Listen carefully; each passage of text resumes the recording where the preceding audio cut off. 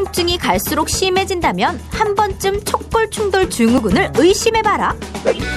척골은 새끼손가락 아래쪽에 있는 뼈로 팔을 과도하게 사용할 경우 요골의 상대적 길이가 짧아져 척골이 길어지는 효과로 인해 손목뼈와 충돌해 통증을 유발한다는데, 병명은 낯설지만 척골 충돌 증후군을 앓는 환자는 꽤 많다고? 톡톡 건강 토크. 오늘은 일상생활을 방해하는 척골 충돌 증후군에 대해 자세히 알아보자. 네, 여러분 혹시 척골 충돌 증후군이라고 들어보셨습니까? 병명은 낯설지만 이 손목 통증을 유발하는 흔한 질환이라고 합니다. 네, 이 척골 충돌 증후군을 앓게 되면은 무거운 물건을 들거나 또 걸레를 짜는 등의 일상생활이 힘들어질 수밖에 없다고 합니다. 네. 톡톡 건강 토크, 오늘은 일상생활을 힘들게 하는 손목 척측 질환에 대해서 자세히 알아볼까 합니다. 네. 오늘 도움 말씀 주실 분 모셨는데요. MS재건병원의 김효곤 원장 나오셨습니다. 안녕하십니까? 네, 안녕하십니까? 네. 자, 오늘 손목 척측 질환에 대해서 지금부터 알아볼 텐데요. 먼저 3분 브리핑을 통해서 손목 척측 질환에는 어떤 것들이 있는지 설명을 청해 듣도록 하겠습니다. 원장님 부탁드리겠습니다. 네. 척골 충돌 증후군은 1차성 척골 충돌 증후군과 2차성 척골 충돌 증후군으로 나눠지게 됩니다. 1차성 척골 충돌 증후군은 척수근 관절에서 척골 골드와 월성골, 척측의 공간이 좁아지면서 발생을 하게 됩니다. 가장 중요한 해부학적 지표로는 척골 변이가 있는데 양성 척골 변이를 나타나게 됩니다. 그림에서 보는 것과 같이 척골 충돌 증후군이 있는 경우에는 척골이 요골에 비해서 길게 나오면서 월성골과 간격이 좁아지면서 월성골에 연골연화증이 발생을 하게 되고 그 사이에 공간이 좁아지면서 두 개의 뼈가 부딪히게 되는 병입니다. 체중 부하 시에 요골과 척골의 체중 부하가 요골에는 80%, 척골에는 20%가 부하가 되게 됩니다. 하지만 척골이 2.5mm 증가가 될 경우에는 이 부하가 42%까지 증가가 되고, 반대로 2.5mm까지 감소될 경우에는 4.3%까지 감소가 되게 됩니다. 척골 변이는 인종 간에도 차이가 있습니다. 한국인은 평균 0.7에서 0.9mm로 서양인이나 다른 동양인에 비해서 크기 때문에 척골 충돌 증후군이 발생할 가능성이 높다고 되어 있습니다. 동쪽 척골 충돌 증후군은 척골 음성, 중성 변이 환자에 있어서 회내전 또는 강력 파악 시에 증가하는 척골 변이에 의해서 발생되는 질환입니다. 이 외에도 두꺼운 삼각섬유 인대 복합체가 있는 경우에도 발생할 수가 있습니다. 예를 들어 동쪽 척골 충돌 증후군은 그림에서 보는 것과 같이 회내전 상태에서 강력한 파악을 할 경우에 이 척골의 길이가 길어지면서 척골 사이에 위치하고 있는 삼각섬유 연골이 연속성이 없어진 것을 확인할 수가 있습니다. 척골이 중립 변이가 있는 경우에 또 삼각섬유 연골이 상대적으로 두꺼운 경우에 보시는 바와 같이 삼각섬유 연골이 구멍이 난 것을 확인할 수가 있습니다. 2차적인 척골 충돌 증후군은 원위요골 골절 후에 부정유압에 의해 요골이 단축된 경우, 요골도 절제술 후에 요골 성장판이 일찍 닫힌 경우에 발생할 수가 있습니다. 하나의 예를 보게 되면은 그 원위 요골이 골절이 되면서 상대적으로 척골이 길어지게 되고, 그로 인해서 사이에 위치하고 있는 삼각섬유 연골에 구멍이 난 것을 확인할 수가 있습니다.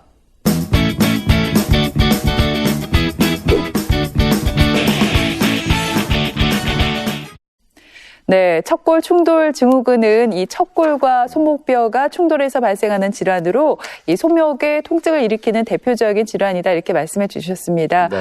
병명은 참 낯선데요. 이 병을 앓고 있는 사람들이 흔하다고 들었습니다. 얼마나 되는지 궁금하고요. 흔하게 발생하는 질환이니만큼 우리가 증상을 또 잘 알아둬야 할 것 같습니다, 원장님. 네, 척골 충돌 증후군이 아직까지는 정확한 빈도는 알려져 있지는 않습니다.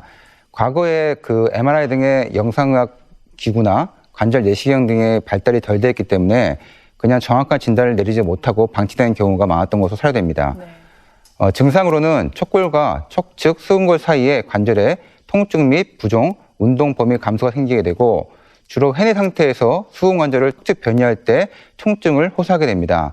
이런 동작은 병마개를 돌리는 동작, 문을 여는 동작, 걸레는 짜는 동작, 가스레인지를 돌리는 동작, 컴퓨터나 피아노를 치면서 손목을 처측으로 변이시키는 동작에서 발생하게 되는데, 이런 동작들은 일상생활에서도 많이 사용되는 동작들입니다.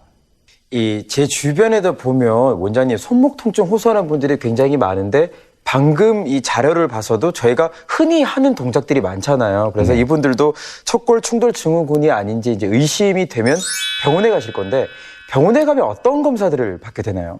예, 병원에 오시게 되면은 다양한 이제 검사를 하게 됩니다. 진단을 내리기 위해서 먼저 이학적 검사를 하게 되는데 이학적 검사로는 척골 중심화 압동 검사 및 척골 수근골 스트레스 검사가 있습니다. 척골 중심화 압동 검사는 척골 경선동길 앞쪽에 누르면서 통증을 유발하는지를 확인하는 검사이고 척골 수근골 스트레스 검사는 손목을 척지 변이시킨 상태에서 과도한 회 내전 및 회 외전을 시킴으로써 통증을 유발하는 것을 확인하는 검사입니다. 이외에도 MRI를 촬영을 할 수 있는데 MRI 촬영 시에 척골 골두와 접하는 월성골에 음영이 변화된 것을 확인할 수가 있고 삼각선유 연골이 연속성이 떨어진 것을 확인할 수도 있습니다. 네, 이렇게 척골 충돌 증후군 진단을 받게 되면 하루라도 빨리 치료를 하는 게 좋을 것 같은데요. 근데 사실 알고 보면 환자 중에서도 이 정도가 심한 환자도 있고 또 그렇게 심하지 않은 환자도 있고 좀 증상의 정도가 좀 다양할 것 같은데 이런 경우에는 치료가 어떻게 이루어지나요? 네, 증상이 심하지 않은 환자에서는 먼저 보존조 치료를 시행할 수가 있습니다. 먼저 통증을 줄이기 위해서 약물 요법 및 물리치료를 병행해서 시행할 수가 있고 과도한 손 사용을 피하기 위해서 손목 관절 부목을 시행할 수가 있습니다. 이외에 항균적 요인 변화로 손목의 처측변을 일으키는 동작을 피하는 것을 할 수가 있습니다. 네, 이렇게 보존적 치료를 했음에도 불구하고 증상이 호전되지 않은 상태에서 손을 계속 사용을 하게 되면 일단 그 병이 어떻게 진행되는지 궁금하고요. 또 부득이하게 수술을 이제 속모 통증이 심하면은 수술을 고려할 수밖에 없는데 예, 척골 충돌 증후군은 어떤 방법으로 수술을 하는지 좀 소개를 부탁드리겠습니다. 네, 보존조 치료에도 반응을 하지 않는 경우에 점차 질환은 진행을 하게 됩니다. 그림에서 보는 것과 같이 처음에는 초기에는 이 월성골 쪽에 낭성 변화가 보이게 되지만 점차 진행을 하게 되면은 척골 골두에도 밀한 형태의 관절염이 오게 됩니다. 이 부분이 더 진행이 되게 되면은 척골과 요골 사이의 관절염 및 수근골 사이의 관절염에도 관절염이 진행이 되게 됩니다. 치료는 이제 보존조 치료가 반응하지 않으면은 결국은 수술 치료를 시행하게 됩니다. 방법은 여러 가지가 있는데 웨이퍼 시술이라고 해서 관절경으로 수술을 시행하게 될 수가 있고 이 방법은 간단하고 수루 재활 기간이 짧다는 장점이 있습니다. 하지만 너무 많이 단축을 할 경우에는 의인성 원위 요척골 관절에 손상을 입을 수 있다는 단점이 있습니다. 그림을 보게 되시면은 척골 골두가 많이 올라와 있는 것을 확인할 수가 있습니다. 이 경우에 관절 내시경으로 벌하는 그 관절 내시경 기구를 사용해서 척골 골두를 갈아내게 되면은 이 사이의 간격이 넓어진 것을 확인할 수가 있습니다. 또 다른 방법으로는 척골 단축술이 있습니다. 이 방법은 관절에 손상을 주지 않으면서 척골 양성 변이를 해부학적으로 교정하는 가장 이상적인 방법입니다. 보통 골 유학 기간은 2, 3개월이 걸리게 되며 기본적인 일상생활은 초기부터 가능합니다. 척골 단축술을 하는 방법에는 다양하게 있는데 그림에서 보는 것처럼 횡형으로 줄골술하는 방법, 계단식으로 줄골술하는 방법, 사선으로 줄골술하는 방법 등이 있습니다. 이 방법은 각자 다 장단점이 있습니다. 줄골술 후에는 골절 유압을 얻기 위해서 다양한 구속판을 이용하여 고정을 시행할 수가 있습니다. 하나의 예를 보게 되면은 본 환자는 척골의 길이가 양성 변이를 많이 보이고 있는 환자입니다. MRI 상에서 척골두의 길이가 길어지면서 월성골 쪽에 음영이 관찰되고 있고 삼각선유 연골의 연속성이 사라진 것을 확인할 수가 있습니다. 관절 내시경 상에서 이 삼각선유 연골이 구멍이 난 것을 확인할 수가 있습니다. 이를 척골 단축술을 통해서 교정하는 사진입니다. 네, 이렇게 수술 방법까지 알아봤는데요. 네. 척골 충돌 증후군 수술 후에 재발은 하지 않을까 그런 걱정도 됩니다. 아무래도 수술 후에 어떻게 관리하는지가 중요할 것 같은데 관리 방법을 좀 알려주시고요. 또 수술 후에 어느 정도의 시간이 지나야 일상생활이 가능한 건가요? 예, 척골 단축술은 수술적 치료를 하게 되면은 척골 양성 변이를 해부학적으로 교정한 거기 때문에 재발은 거의 하지 않는 것으로 되어 있습니다. 수술한 다음에는 보통 이제 장상지 부목을 일주일 정도 시행할 수가 있습니다. 근데 보통 할아버지나 할머니들 같이 골이 약하신 분들이 있는 경우에는 한 3, 4주 정도 더 오랫동안 고정을 시행할 수가 있습니다. 중간에 찰다식으로 교차를 하게 되고 이후부터는 조기 관절 운동을 시행을 하게 됩니다. 수술 후에 보통 한 6주 정도 되면은 가벼운 일상생활을 허용할 수가 있습니다. 그리고 골 유압까지는 보통 2, 3개월 걸리는데 앞서 말씀드린 것처럼 연세가 많으신 분들은 좀 더 오랫동안 고정을 할 수도 있습니다. 이제 골 유압이 확인이 되게 되면은 이제 서서히 일상생활로 복귀가 가능하게 되고 금속판은 보통 제거를 할 수도 있고 안 할 수도 있는데 금속판이 자극에 대한 경우에는 자극으로 해서 불편감이 생길 경우에는 수술 후 1년 6개월 후에 금속판을 제거할 수가 있습니다. 수술 후의 관리도 이렇게 환자분들이 선생님의 말씀을 듣고 잘 하는 것도 참 중요한 것 같아요. 근데 이 원장님, 척골 단축술 후에 혹시나 이 환자분들이 합병증이 생기지는 않을까 혹시나 좀 염려하시는 분들이 계실 것 같아요. 그리고 손목 척측 질환에도 어떤 게 있는지도 궁금하거든요. 네. 합병증으로는 보통 크게 두 가지가 있습니다. 그 골절을 절굿을 한 다음에 다시 유압을 하는 거기 때문에 골 유압이 안 되는 불유압이 생길 수가 있고, 두 번째로는 관절염이 올 수가 있습니다. 우리 원위 요척골 관절의 형태는 보통 세 가지가 있습니다. 첫 번째 형태는 그림에서 보는 것 같이 요 척골의 라인에 대해서 관절면이 평행하게 진행하는 경우, 두 번째는 요 관절면이 요측으로 치우치는 경우, 세 번째는 관절면이 초측으로 치우치는 경우입니다. 근데 이 세 번째 경우에 있어서 절굿술 후에 관절염이 진행이 좀 잘 된다는 보고가 있습니다. 예를 들어 보시게 되면은 요 세 번째 형태의 관절면을 가진 환자입니다. 이 환자는 절굿을 시행한 후에 시간이 지나면서 점차 관절염이 진행된 것을 확인할 수가 있습니다.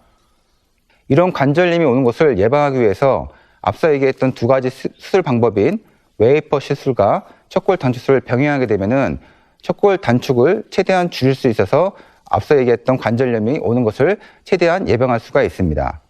이 밖에 다른 질환으로 원위 요척골 관절 불안정증이 있습니다. 원위 요척골 관절 불안정증은 주로 외상이 주 원인으로서 손을 짚고 넘어지거나 아니면 손목에 힘을 주고 있는 상태에서 강한 회전력이 가해질 때 발생을 하게 됩니다. 해부학적으로 원위 요척골 인대는 그림에서 보는 것 같이 천부와 심부로 구분이 되게 됩니다. 이 심부가 근데 전도 안정성에 중요한 역할을 하는 것으로 알려져 있습니다. 해부학적 구조물을 보게 되면은 이 부분이 천부가 되는 것이고 이 부분이 심부가 되는 것입니다. 병원에 오게 되면은 이제 진단을 내려야 되는데 보통 진단을 내리는 검사로는 전후방 스트레스 검사 및 피아노키 검사가 있습니다. 전후방 스트레스 검사는 요거를 고정시킨 상태에서 척골을 전방 및 후방으로 이동시키면서 얼마큼의 불안정성이 있는지를 확인하는 검사이고, 피아노키 검사는 전완근을 회내전 상태에서 아탈구된 척골을 전방으로 이동시키면서 정복시킨 상태에서 다시 놓게 되면은 통증이 발생하면서 후방으로 빠지는 것을 확인하는 검사입니다. 원위 요척골 관절 정렬 측정 방법에는 여러 가지가 있습니다. 근데 저희가 많이 쓰는 방법은 관찰자 간의 오류가 적은 소브 룩세이션 레이쇼라는 방법을 많이 쓰고 있습니다. 하나의 예를 들어서 보게 되면은 요골과 척골 사이에 관절 간격이 많이 벌어진 것을 확인할 수가 있고, 척골이 요골에 대해서 후방으로 아탈골된 것을 확인할 수가 있습니다. 앞서 얘기했던 소브 룩세이션 레이쇼가 25% 증가된 것을 확인할 수가 있고, MRI 상에서 삼각성류 연골 복합체의 심부 부분이 영속성이 없는 것을 확인할 수가 있습니다. 관절 내시경 상에서 삼각성류 연골 복합체를 탐색자로 들어 올려 보았을 때 저항성 없이 많이 올라가는 것을 확인하는 갈고리 테스트상에서 양성인 소견을 확인할 수가 있습니다. 네, 저는 사실 이 손목 질환이라고 하면 손목 터널 증후군은 알고 있었거든요.